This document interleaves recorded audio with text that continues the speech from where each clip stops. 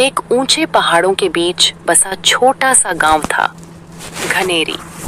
वहां रहती थी एक नन्ही, मासूम और होशियार लड़की, सिया, जो अपनी दादी के साथ एक लकड़ी के पुराने घर में रहती थी। दादी की आंखें थोड़ी कमजोर थीं, पर उनकी कहानियां इतनी रंगीन और जादुई होती थीं कि सिया रोज रात को उन्हीं से चिपककर सुनती रहती।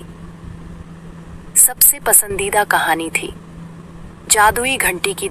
वो घंटी सिर्फ उसी को मिलती है जो बिना किसी लालच के दूसरों के लिए कुछ कर गुजरता है, और जब वो बजे तो सच्चे दिल की पुकार पूरी कायनात सुनती है। सिया को यकीन था ऐसी घंटी सच में कहीं जरूर होगी। दिन गांव में अचानक एक भयानक तूफान आया। बिजली कड़क रही थी, बारिश जमीन को तोड़ रही थी और जंगल की तरफ से डरावनी आवाजें आ रही थीं। उसी तूफानी रात को गांव का एक छोटा बच्चा नीलू खो गया। सब लोग घबरा गए। तभी छोटी सी सिया डरते हुए भी अपनी दादी की छड़ी उठाकर जंगल की ओर चल पड़ी। जंगल में तेज हवा, सूखे पत्तों की सरसराहट और अजीब सी आवाजें सिया के कानों में गूंज रही थीं। लेकिन सिया की आंखों में बस एक ही बात थी, नीलू को ढूंढना है। अचानक एक पुराने पीपल के पेड़ के नीचे उसे कुछ चमकता हुआ दिखा, एक छोटी सी सुनहरी घंटी।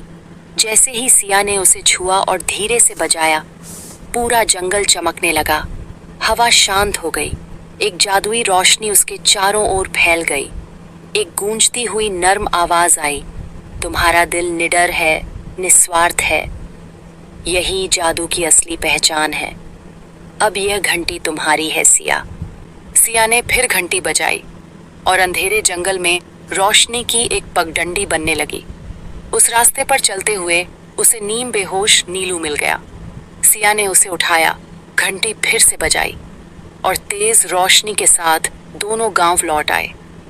अंत में गांव के लोग हैरान थे। एक छोटी बच्ची ने जो कर दिखाया वो कोई बड़ा भी न कर सका। दादी ने सिया को गले लगाया और उसकी आंखें भर आईं। तू सिर्फ मेरी प्यारी पोती नहीं, तू अब इस गांव की रक्षक है। और तब से वो घंटी सिया की कहानी बन गई। एक ऐसा राज जो सिर्फ उसी के पास था जिसने सच में दूसरों के लिए कुछ किया हो।